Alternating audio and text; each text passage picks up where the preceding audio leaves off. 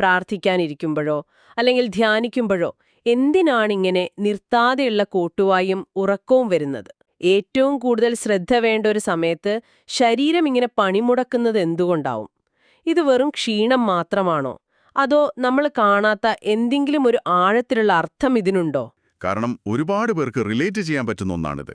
മനുഷ്യ ശരീരം പഞ്ചഭൂതങ്ങളെ കൊണ്ട് നിർമ്മിച്ചതാണെന്നൊരാശയത്തിൽ നിന്നാണ് തുടങ്ങുന്നത്. അതെ, ഭൂമി, ജലം, അഗ്നി, വായു, ആകാശം ഇതൊക്കെ നമ്മൾ കേട്ടിട്ടുണ്ട്. പക്ഷേ കോട്ടുവായും പഞ്ചഭൂതങ്ങളും തമ്മിൽ എന്താണ് ബന്ധം? നമ്മുടെ ശരീരം ഈ ഭൗതികമായ പഞ്ചഭൂതങ്ങളാൽ നിർമ്മിതമായതുകൊണ്ട് അതിനെപ്പോഴും ഭൂമിയോടും ഭൗതിക സുഖങ്ങളോടും ഒരു ആകർഷണമുണ്ട്. ശരി. എന്നാൽ ഈ ശരീരത്തിനുള്ളിൽ വസിക്കുന്ന ജീവാത്മാവ് അത് പരമാത്മാവിന്റെ അംശമായതുകൊണ്ട് അതിനെപ്പോഴും മുകളിലേക്ക്, അതായത് ഭഗവാനിലേക്ക് പോകാനാണ് താൽപ്പര്യം.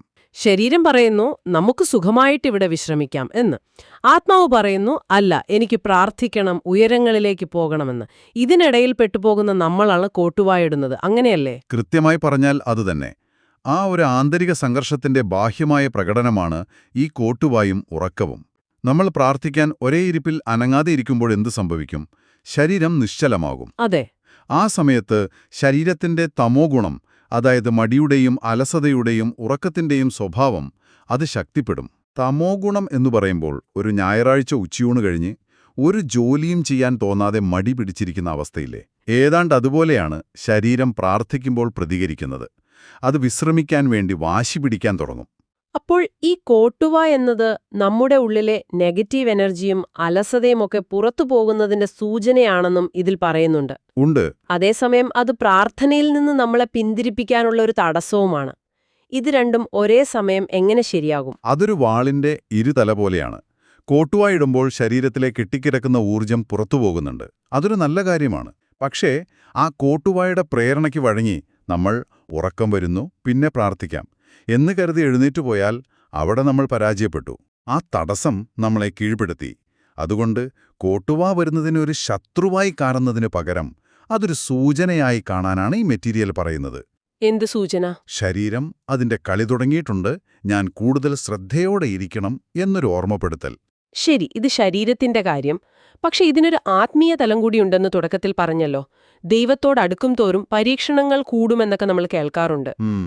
അതെങ്ങനെയാണ് ഈ കോട്ടുവായുമായി ബന്ധപ്പെടുന്നത്? ഇവിടെയാണ് കർമ്മഫലങ്ങൾ എന്ന ആശയം വരുന്നത്.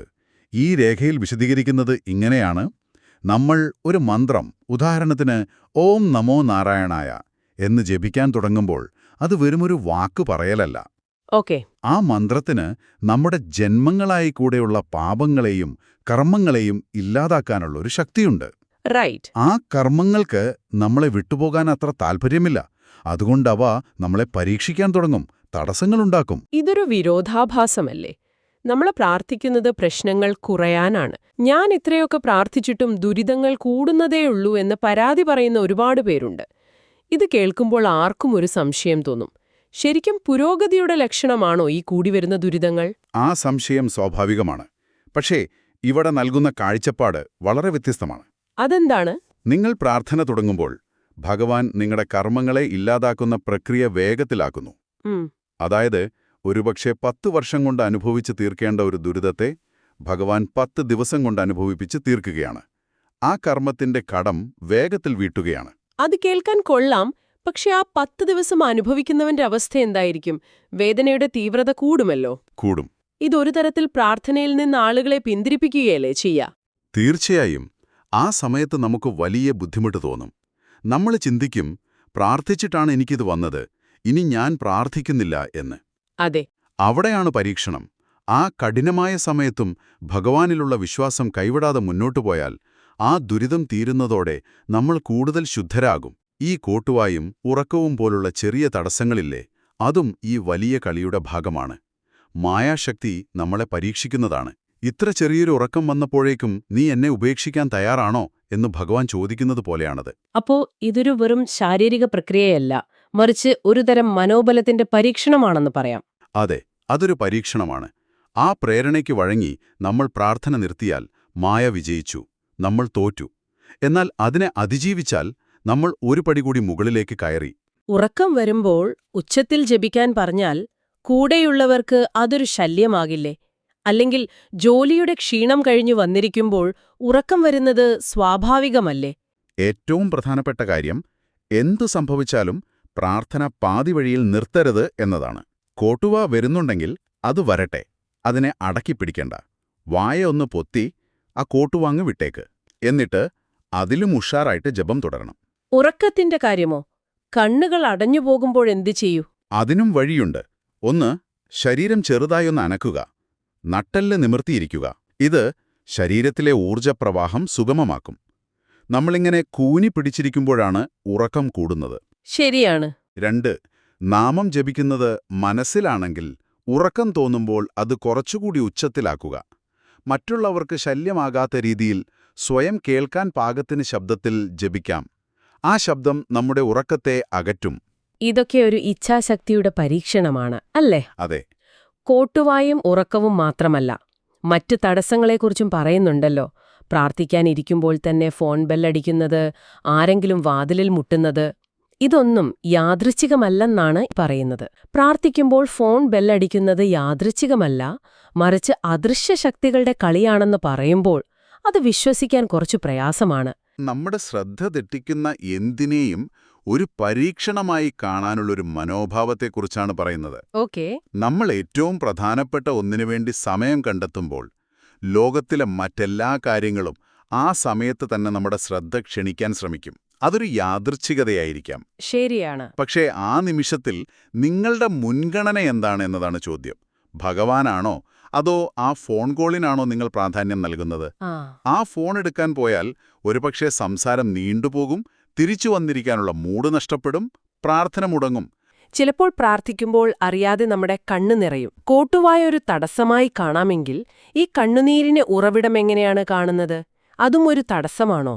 അല്ല, അവിടെയാണ് വ്യത്യാസം. കണ്ണുനീരിന് 2 കാരണങ്ങൾ പറയുന്നുണ്ട്. ഒന്ന്, തികച്ചും ശാരീരികം. നിർത്താതെ കോട്ടുവായിടുമ്പോൾ കണ്ണിലെ ഗ്രന്ഥികൾ ഉത്തേജിപ്പിക്കപ്പെടുകയും വെള്ളം വരുകയും ചെയ്യും. അത് ക്ഷീണത്തിന്റെ ഭാഗമാണ്.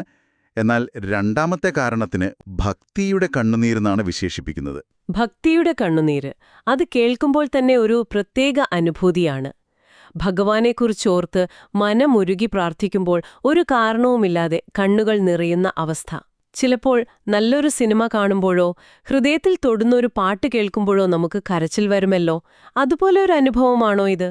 ഒരു തരത്തിൽ അതെ. പക്ഷെ അതിനേക്കാൾ തീവ്രമായ ഒന്നാണിതിനെ കാണുന്നത്. ആ കണ്ണുനീര് ദുഃഖത്തിൻ്റെയല്ല, മറിച്ച് ആനന്ദത്തിൻ്റെയാണ്. ആത്മാവ് പരമാത്മാവുമായി സംവദിക്കാൻ തുടങ്ങുമ്പോൾ ഉണ്ടാകുന്ന ഒരുതരം നിർവൃതിയുടെ ബഹിർസ്ഫുരണമാണത്. നിങ്ങൾക്കങ്ങനെ സംഭവിക്കുന്നുണ്ടെങ്കിൽ നിങ്ങളുടെ പ്രാർത്ഥന ഭഗവാൻ കേൾക്കുന്നു, ഭഗവാൻ നിങ്ങളുടെ തൊട്ടരികിൽ തന്നെ ഉണ്ട് എന്നതിൻ്റെ ഏറ്റവും വലിയ തെളിവാണത്. ആ കണ്ണുനീരിനെ അമൃതിന് തുല്യമായ കാണുന്നത്. അത് നമ്മുടെ പാപങ്ങളെ കഴുകിക്കളയുമെന്ന് പറയുന്നു. എന്നാൽ സ്വന്തം കഷ്ടപ്പാടുകളോർത്തും ആളുകൾ ഭഗവാന് മുന്നിൽ കരയാറുണ്ടല്ലോ. നമ്മുടെ സങ്കടങ്ങൾ ഭഗവാന്റെ മുന്നിൽ ഇറക്കിവെച്ച് കരയുന്നത് മനസ്സിന് വലിയ ആശ്വാസം നൽകും. അതൊരിക്കലും മോശം കാര്യമല്ല. പക്ഷേ ഭക്തിയുടെ ആനന്ദം കൊണ്ട് മാത്രം വരുന്ന കണ്ണുനീർ അതിനേക്കാൾ ഉന്നതമായ ഒരു തലമാണ്. ആ സമയത്ത് നമ്മുടെ മനസ്സ് ഏറ്റവും ശുദ്ധമായിരിക്കും. ആ നിമിഷത്തിൽ നിങ്ങൾ എന്ത് പ്രാർത്ഥിച്ചാലും ഭഗവാൻ അത് സാധിച്ചു തരുമെന്നും കൂട്ടിച്ചേർക്കുന്നു. ഈ തടസ്സങ്ങളെല്ലാം മറികടക്കാനും ഈ പറഞ്ഞ ഭക്തിയുടെ ഉയർന്ന തലങ്ങളിലേക്ക് എത്താനും സഹായിക്കുന്ന ചില പ്രായോഗിക നിർദ്ദേശങ്ങൾ കൂടി അവസാനം പറയുന്നുണ്ട്. അതിൽ പ്രധാനം ശുദ്ധിയാണ്. പ്രാർത്ഥനയ്ക്ക് മുമ്പ് കൈകാലുകളും മുഖവും കഴുകുന്നത് ഉന്മേഷം നൽകും. സാധിക്കുമെങ്കിൽ ഒരു കുളി കഴിഞ്ഞിരിക്കുന്നത് ശരീരത്തിലെ മടിയും ആലസ്യവും പൂർണ്ണമായി മാറ്റും. ഇരിക്കുന്ന രീതിക്കും ദിശയ്ക്കുമൊക്കെ പ്രാധാന്യമുണ്ടോ? നട്ടെല്ല് നിവർത്തിയിരിക്കണമെന്ന് പറയുന്നതിന് ശാസ്ത്രീയമായ എന്തെങ്കിലും കാരണമുണ്ടോ? ഉണ്ട്. കിഴക്കോട്ടോ വടക്കോട്ടോ തിരിഞ്ഞിരിക്കുന്നത് ഭൂമിയുടെ കാന്തിക വലയവുമായി ബന്ധപ്പെട്ട് ചില നല്ല ഫലങ്ങൾ നൽകുമെന്നൊരു വിശ്വാസമുണ്ട്. പക്ഷെ അതിലും പ്രധാനമാണ് നട്ടെല്ല് നിവർത്തിയിരിക്കുന്നത്. ഇത് വെറുമൊരു ശാരീരിക നിലയല്ല. നട്ടെല്ല് വളച്ചിരിക്കുമ്പോൾ നമ്മുടെ ശരീരത്തിലെ ഊർജ്ജപ്രവാഹം തടസ്സപ്പെടും. ശ്വാസമെടുക്കുന്നത് പൂർണ്ണമാവില്ല. അത് സ്വാഭാവികമായും ഉറക്കത്തിലേക്ക് നയിക്കും. എന്നാൽ നിവർന്നിരിക്കുമ്പോൾ നമ്മുടെ തലച്ചോറിലേക്കുള്ള രക്തയോട്ടം സുഗമമാവും. നമ്മൾ കൂടുതൽ ജാഗരൂകരാകും. പ്രപഞ്ചത്തിൽ നിന്നുള്ള ഊർജം നമ്മുടെ ശരീരത്തിലേക്ക് സ്വീകരിക്കാൻ ഏറ്റവും ഉചിതമായ ഇരിപ്പാണ് നട്ടെല്ല് നിവർത്തിയുള്ളത് എന്നാണ് സങ്കല്പം. അന്തരീക്ഷം ഒരുക്കുന്നതിനെക്കുറിച്ചും ചില കാര്യങ്ങൾ പറയുന്നുണ്ടല്ലോ. വിളക്ക് കത്തിക്കുന്നത്, ചന്ദനത്തിരി, ഇതൊക്കെ വെറും ആചാരങ്ങളാണോ അതോ അതിനും എന്തെങ്കിലും പങ്കുണ്ടോ? അതിന് മനഃശാസ്ത്രപരമായ ഒരു പങ്കുണ്ട്. കത്തിച്ചുവെച്ച ഒരു വിളക്കിന്റെ നാളിലേക്ക് നോക്കിയിരിക്കുമ്പോൾ നമ്മുടെ ചിതറിയ ചിന്തകളെ ഒരു ബിന്ദുവിൽ കേന്ദ്രീകരിക്കാൻ എളുപ്പമാണ്. ആ, ഏകാഗ്രത കിട്ടും. അതെ, ഏകാഗ്രത വർദ്ധിപ്പിക്കും. അതുപോലെ ചന്ദനത്തിരിയുടെയോ സാമ്പ്രാണിയുടെയോ സുഗന്ധം നമ്മുടെ മനസ്സിനെ ശാന്തമാക്കുമെന്ന് തെളിയിക്കപ്പെട്ടിട്ടുള്ളതാണ്. ഇതെല്ലാം നമ്മുടെ മനസ്സിനെ പ്രാർത്ഥനയ്ക്കായി ഒരുക്കാൻ സഹായിക്കുന്ന ഘടകങ്ങളാണ്. ഭക്ഷണത്തിന്റെ കാര്യവും എടുത്തു പറയുന്നുണ്ട്. വയറ് നിറയെ കഴിച്ചിട്ട് പ്രാർത്ഥിക്കാനിരിക്കരുത് എന്ന്. ഇത് വളരെ പ്രായോഗികമായ ഉപദേശമാണ്. അതെ, കാരണം ഭക്ഷണം ദഹിക്കാൻ നമ്മുടെ ശരീരത്തിന് ധാരാളം ഊർജം വേണം. ആ സമയത്ത് ശരീരത്തിലെ രക്തയോട്ടം ആമാശയത്തിലേക്ക് കേന്ദ്രീകരിക്കും. തലച്ചോറിന് ഒരു മന്ദത അനുഭവപ്പെടും. സ്വാഭാവികമായും ഉറക്കം വരും. അതുകൊണ്ട് പ്രാർത്ഥനയ്ക്ക് മുൻപ് ലഘുവായ എന്തെങ്കിലും കഴിക്കുകയോ അല്ലെങ്കിൽ പ്രാർത്ഥന കഴിഞ്ഞ ശേഷം ഭക്ഷണം കഴിക്കുകയോ ചെയ്യുന്നതാണ് ഏറ്റവും നല്ലത്. എല്ലാ ദിവസവും ഒരേ സമയം പ്രാർത്ഥിക്കാനിരിക്കുമ്പോൾ കുറച്ചുകാലം കഴിയുമ്പോൾ ശരീരം പതിയെ മനസ്സിന് വഴങ്ങാൻ തുടങ്ങും. ആ സമയത്ത് പ്രാർത്ഥിക്കാനായി ശരീരം സ്വയം തയ്യാറെടുക്കും.